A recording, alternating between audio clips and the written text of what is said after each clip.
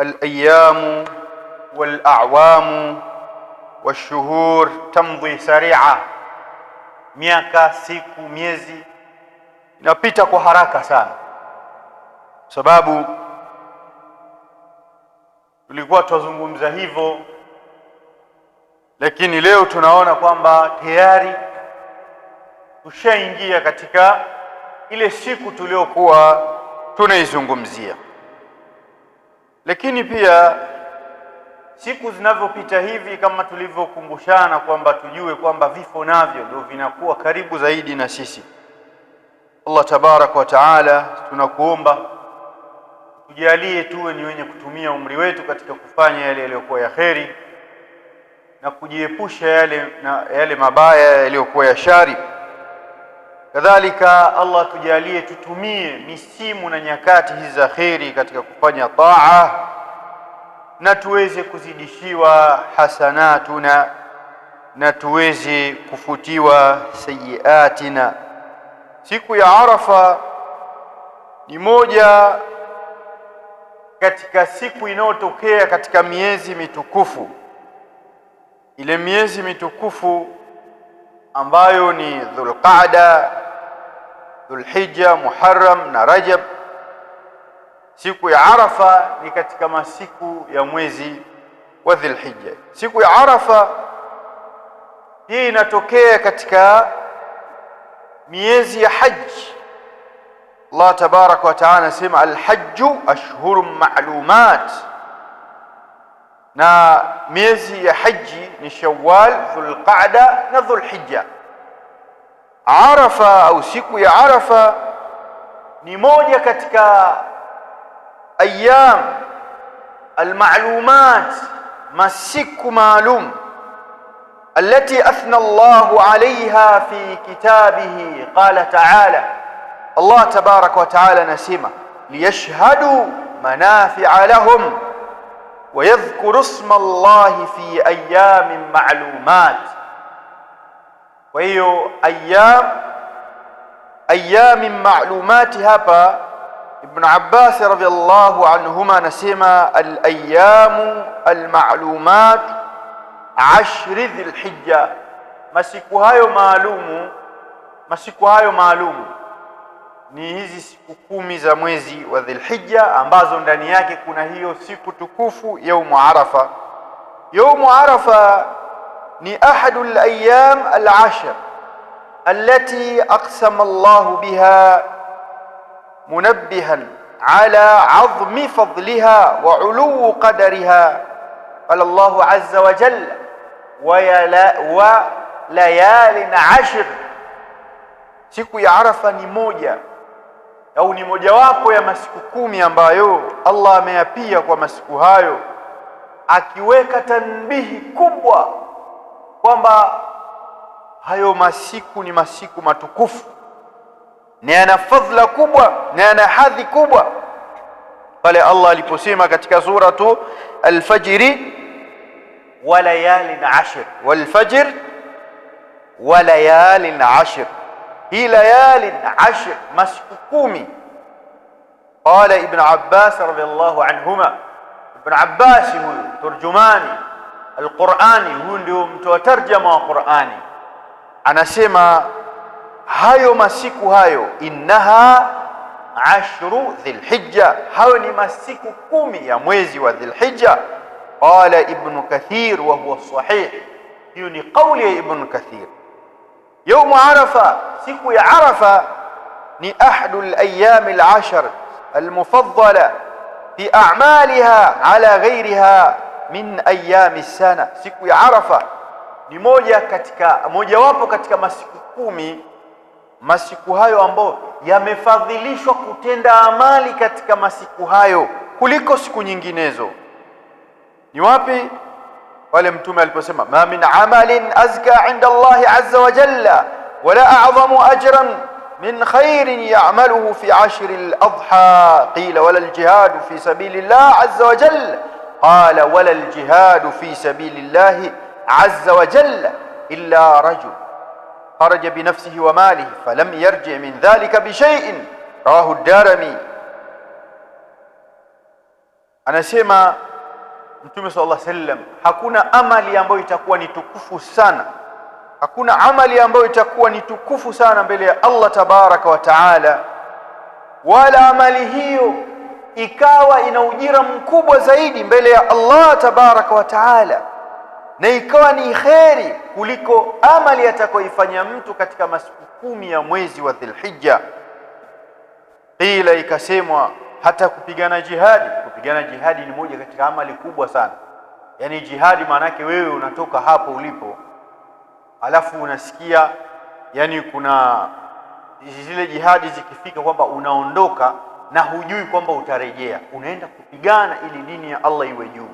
Hiyo ndio jihadi, ikiwa na zile dhawabiti zake za kisheria, kwamba wewe unaondoka, unatumia mali yako, usafiri wako, unaacha familia yako, unaondoka, hujui kwamba utarejea au hurejei. Mtu anayefariki kule ameambiwa huyu ni shahidi, kama kapigana kwa ajili ya kweli kalima ya Allah iwe juu. Sasa hata mtu anayepigana jihadi wewe unamshinda, isipokuwa tu yule ambaye ameenda mali zake na yeye mwenyewe hajarudi, amekufa huko huko, huyo ndo atakushinda.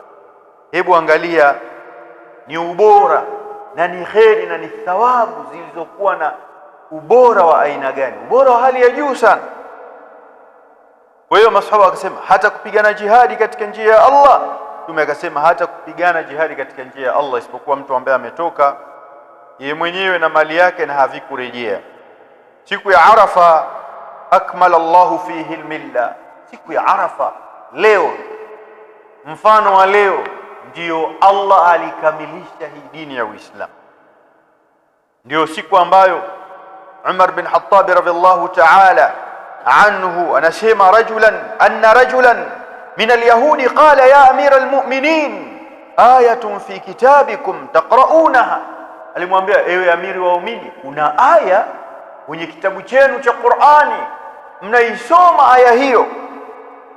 Law alaina ma'shar alyahud nazalat, laiti kama hiyo aya ingeteremshwa kwetu sisi Mayahudi, latakhadhna dhalika alyawm eidan, siku hiyo tungeifanya kwetu ni sikukuu, tungeifanya hiyo siku kwetu sisi ni sikukuu. Qala ayu aya, akasema ni aya ipi? Akasema hii aya inasema alyawma akmaltu lakum dinakum wa atmamtu alaykum ni'mati wa raditu lakum alislam dina, leo nakamilisha kwenu nyinyi dini yenu na watimizia leo kwenu nyinyi neema yangu na naridhia kwamba Uislamu ndio dini. Uislamu ndio dini. Hii iko katika suratul Maida aya 5. Qala Umar anasema radiyallahu anhu, qad arafna dhalika, sisi hiyo siku moja tunaijua, siku ambayo imeteremshwa al-yawm alladhi nazalat fihi ala an-nabi sallallahu alayhi wasallam wa huwa qa'im. Yani tunajua arafna dhalika al-yawm alladhi nazalat fihi على النبي صلى الله عليه وآله وسلم وهو قائم بعرفة يوم الجمعة.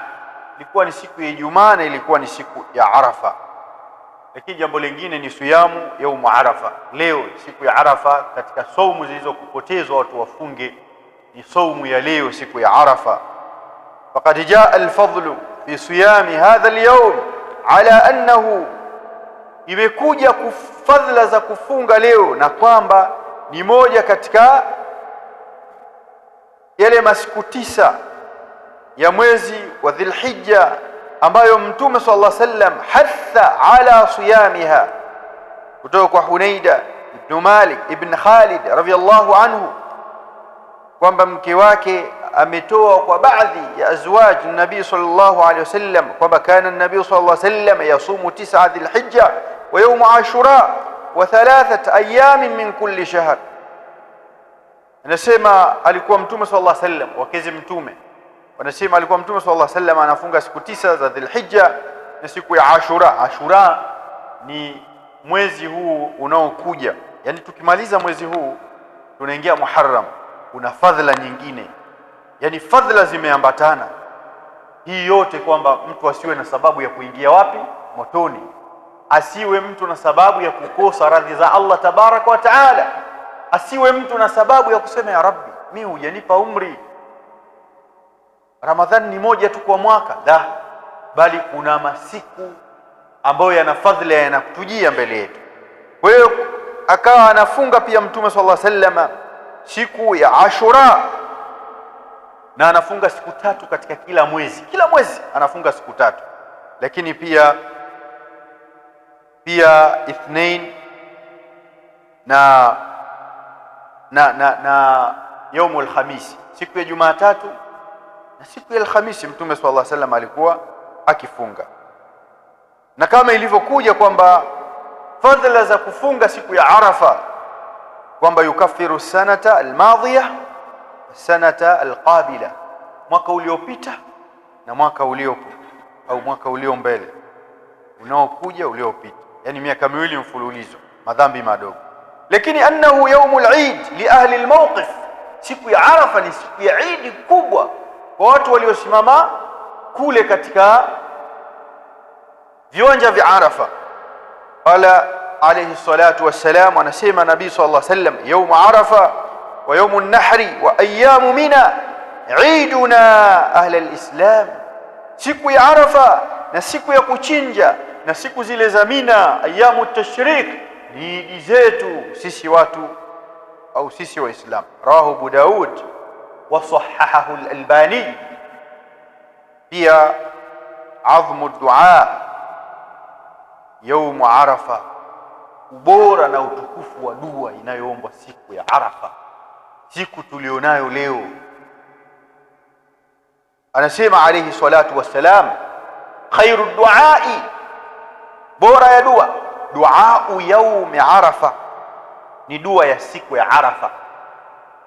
Bora ya dua inayoombwa ni dua itakayoombwa siku ya Arafa. Sahahahu al-Albani fi kitabihi silsilatu sahih. Anasema Ibn Abd al-Barr rahimahullah, wa fi dhalika dalilun ala fadli yawm Arafa ala ghairihi, hii kufadhilishwa kwa dua ya siku ya Arafa inaonyesha kwamba hii siku ni dalili ya wazi kwamba hii siku ni bora sana kuliko siku nyingineyo.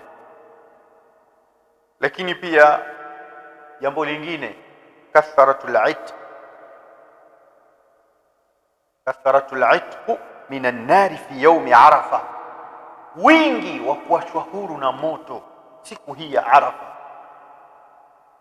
Qala an-nabiy sallallahu alayhi wa alihi wasallam, anasema nabii sallallahu alayhi wa alihi wasallam, ma min yawmin, hakuna siku ambayo akthar min an yu'tiqa Allahu fihi 'abdan min an-nar min yawm Arafa, hakuna siku ambayo Allah huwacha huru waja wake wengi na moto kuliko siku ya Arafa. Imekuja hadithi hii katika Sahih Muslim. Lakini jambo lingine, mubahatullah bi ahli Arafa, ahli sama, Allah anavyojifakhiri kwa walio viumbe vilivyoko juu kwake, anavyojifakhiri na watu waliosimama katika viwanja vya Arafa. Inna Allah yubahi bi ahli Arafati ahli sama wa ahli sama, Allah tabaraka wa taala jifakhiri, ionyesha na kujifakhiri kwamba oneni hao waliokuja huko, wanachokifanya wanafanya kwa ajili yangu, ni leo hii siku ya Arafa.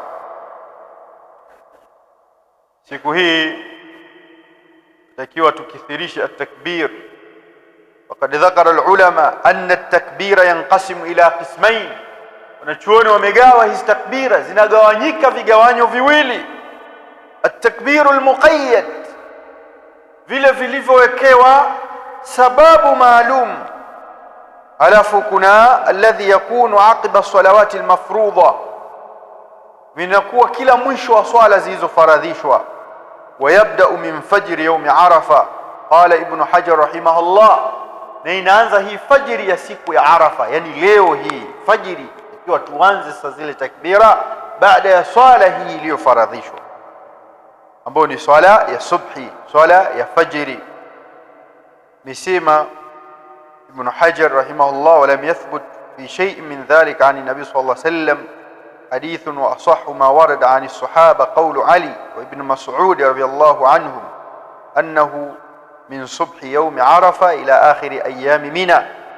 Sema hili la kueleza takbira halijathibiti kwa Mtume sallallahu alaihi wasallam, anasema Imamu Ibn Hajar, lakini imekuja riwaya ikitoka kwa sahaba Ali radhiallahu anhu na Ibn Mas'ud kwamba ni kuanzia hii asubuhi ya siku ya Arafa mpaka mwisho wa masiku yale ya kubanika nyama.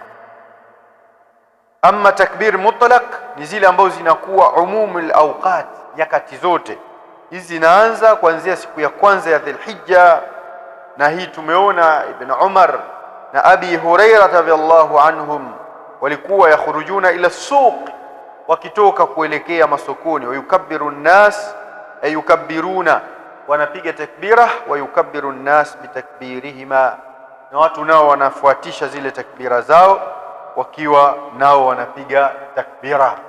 Kwa hiyo kuanzia tarehe 1 ya Dhulhijja hizi zinaenda kwa kila wakati, ama zile za kila baada ya swala ya faradhi kuanzia sasa hivi inshallah tu wetu ni wenye kuzifanya. Lakini fihi rukunul hajji al-azim, hii leo ndio kuna nguzo ya haji ambayo ni kubwa sana. Mtume anasema al-hajju Arafa, hija ni Arafa. Hija ni nini? Ni Arafa. Hii ndio nguzo. Ukiulizwa taja nguzo kubwa ya haji, unasema Arafa au wukufu bi Arafa, kisimamo cha Arafa. Muttafaqun alayh, hadithun muttafaqun alayh. Pamoja na hizi fadhila kubwa, lakini wanaokusanyika sehemu, yani wakajikusanya sehemu moja, ni wale wenzetu walioko Arafa. Sisi hatuna dalili ya kwamba sasa kwa sababu wenzetu wako Arafa basi hakuna ubaya na sisi tukakusanyika hapa msikitini au tukaenda kwenye uwanja wa Jamhuri tukajikusanya pale na sisi tufanye kama wanavyofanya kule. Hiyo dalili hakuna. Sawa sawa, yani hakuna dalili hiyo, isipokuwa dalili zilizopo ni kila mmoja ajitenge na aithamini siku hii kwa muda wake. Ulama wameashiria iwe ni baada ya dhuhuri, umebanwa sana basi usikose baada ya asiri mpaka jua pale linazama. Sawa, huo ndio muda ambao Allah pia hutelemka. Maanake katika viteremko ambavyo Allah tabaraka wa taala imethubutu kwamba nuzul katika sifa ya Allah ni kushuka, kuteremka, basi pia kuteremka ashiyat Arafa, jioni au mchana wa Arafa Allah anateremka. Sasa ule muda wa Allah tabaraka wa taala anateremka, basi na wewe uwe hadhiru, ukiwa unanyanyua mikono unamuomba yale unayoona kwamba kwako wewe hakuna kumuomba ila Allah tabaraka wa taala. Yale unayoona kwamba wewe anakuzonga yaelekeze kwake Allah tabaraka wa taala. Tumia nafasi hiyo, kwa sababu huenda tusidiriki tena nafasi nzuri kama hii. Lazima tuwe wazuri katika istithmari liwaktina, lazima tuupatie faida wakati wetu, usipite tu hivi hivi. Kwa hiyo tujitahidini kujipinda na kufanya yaliyokuwa ya kheri.